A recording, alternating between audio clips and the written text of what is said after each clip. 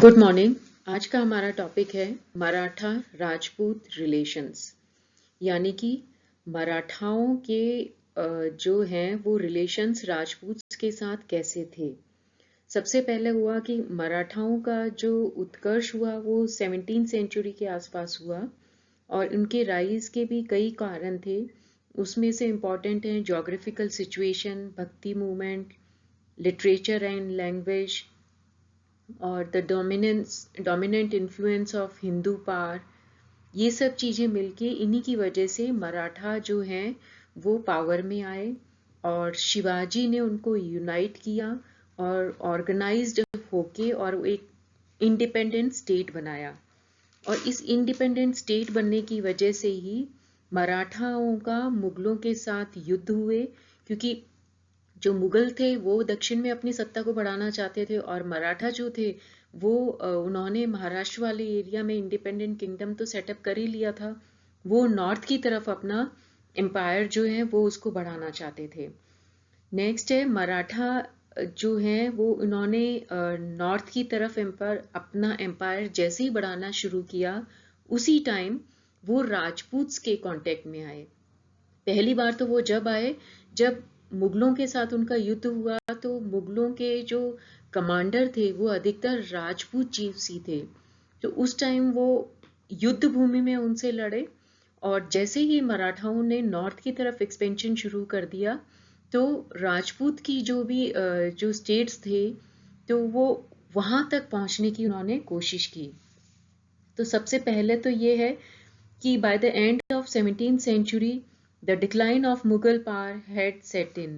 In the last 25 years of Aurangzeb's life, उसने बहुत कोशिश की कि वो मराठाओं को दबा सके, लेकिन ये पॉसिबल नहीं हुआ। और दबाना तो दूर, मराठाओं ने जो है वो मालवा और गुजरात के प्रोविंसेस जो थे उनमें रेड करनी शुरू कर दी। In the year 1699, they attacked Malwa for the first time. It was twice attacked by them during the last days of Aurangzeb's reign. In the year 1706, they also defeated Mughal army in the South Gujarat. But at that time, the aim of Marathas was to harass the empire and divert the emperor's attention from his offensive activities in the Deccan. But after his death, mutual rivalries in the Mughal court created confusion and chaos in the distant provinces and provided greater opportunity for the Maratha advance into Malwa and Gujarat. In 1710, Maratha Sardar Ganga Singh crossed Narmada and after exacting 25,000 rupees from the people on the way, he reached up to Ujjain.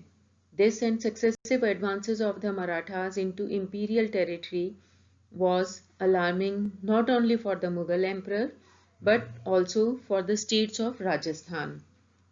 There were two basic causes for the anxiety on the part of the rulers of Rajasthan.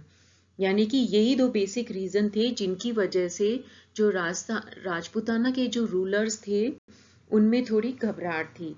वो reason क्या क्या था? वो reason ये था कि मालवा और गुजरात दो ऐसे पावर स्टेट थे जिनको मराठास लेना चाहते थे और उधर से उनको जो राजपूत्स हैं वो भी एक्वायर करना चाहते थे। Second reason was that the powerful Marathas would then turn to grab the states of Rajasthan, particularly Mewar, Bundi, Kota and Marwar. This was a danger signal to Rajputs also. Thus Malwa and Gujarat became vital and sensitive points in the defense strategy of the Mughals, and the survival of the empire and independence of neighboring Rajput states were very largely dependent on effective and timely protection of these border provinces. Hence was felt the necessity of appointing there a governor like Savai Jai Singh of Amer, who was considered a suitable vassal prince for dealing with the Marathas, both as a diplomat and also as a general. So he was appointed the governor of Malwa. Jaisingh testified his appointment by brave and vigorous resistance against and victories over the huge Maratha army in May 1715. A new strategy of Maratha expansion began with Baji Rao taking over as Peshwa in 1720. Now, the systematic expansion towards north became the definite and declared policy of the Marathas. In accordance with this policy, in 1723 he made an incursion into Malwa, collected Chaudh, which deeply hurt the Mughal Empire. The ambition and security of the princes of Rajasthan received its first setback in 1724 when the Marathas attacked the boundaries of Mewar.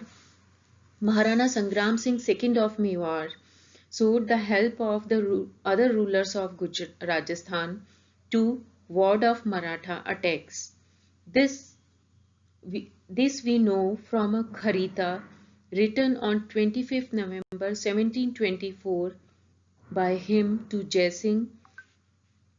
The Maharana wrote that the Deccans always created disturbance in his territory and they would not give up their habits unless they were properly chastised.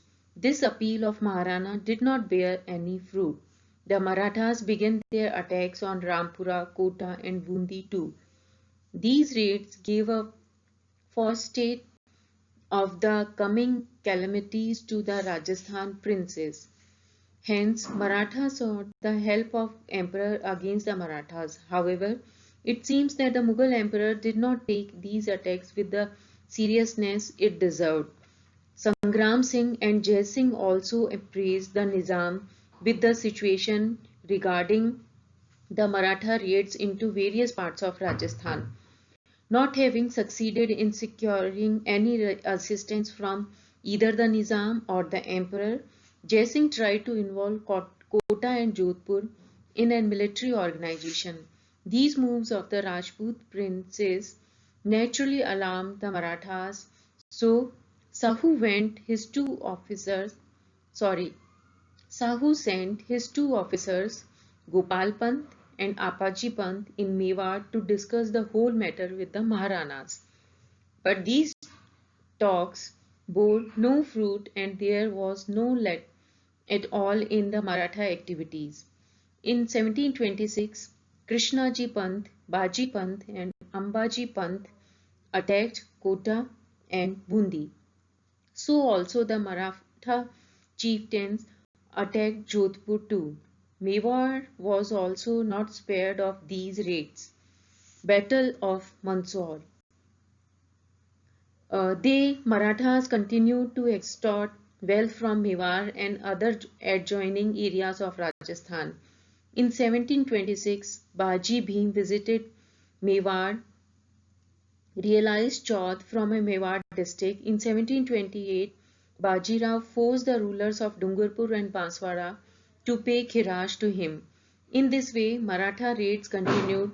There are some letters which show that when Chhatrapati Sahu's attention was drawn towards these raids, he directed his Sardars not to interfere in the territories of Mewar and Amer.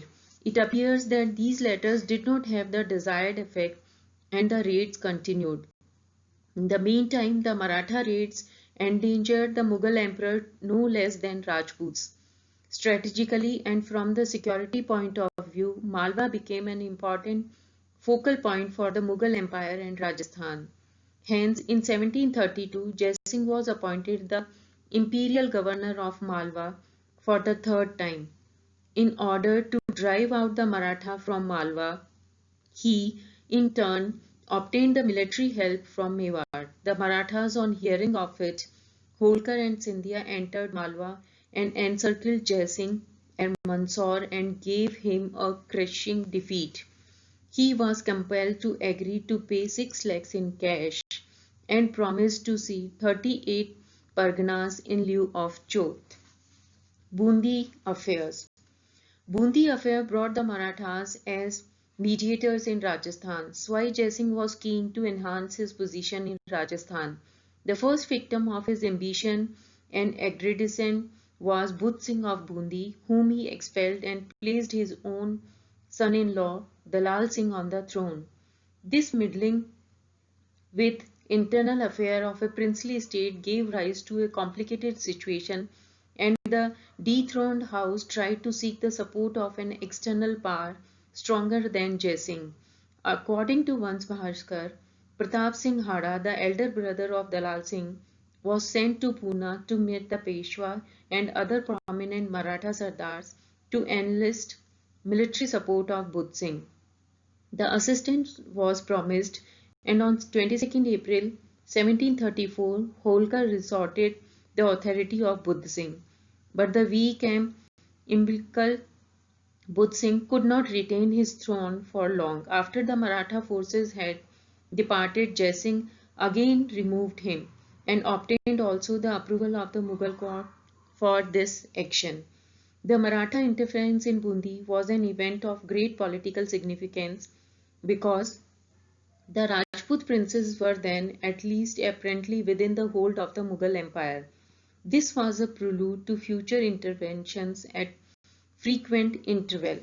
Huda Conference. The Rajput rulers had realized that the weak and torturing Mughal power was incapable of resisting the Maratha expansion and felt the imperative necessity of organizing self-defense.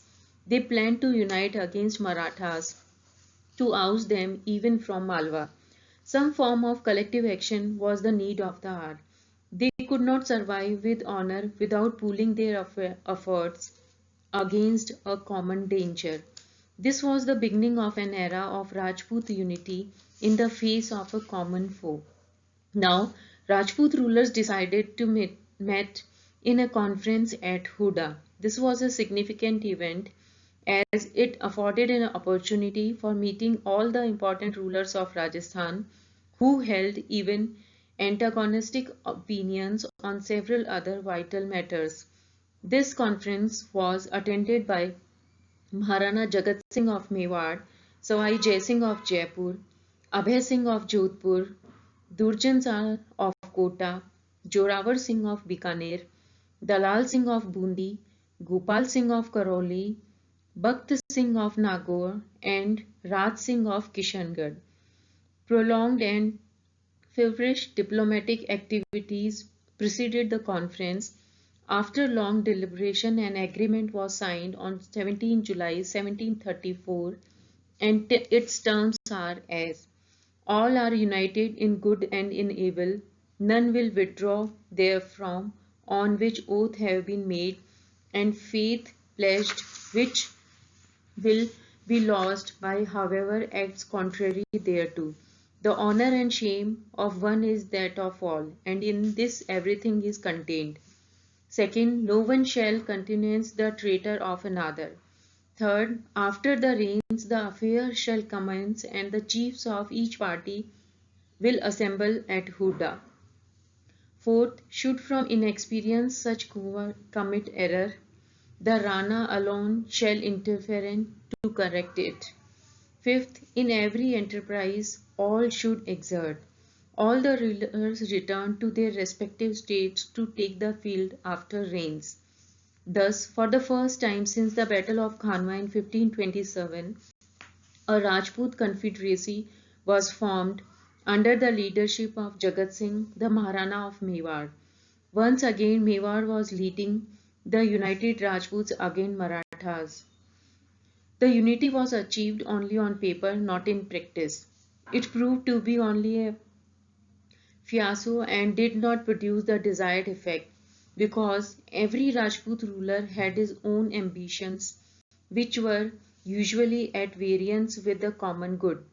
A scheme of collective action required a spirit of sacrifice and mutual adjustment for which none was willing.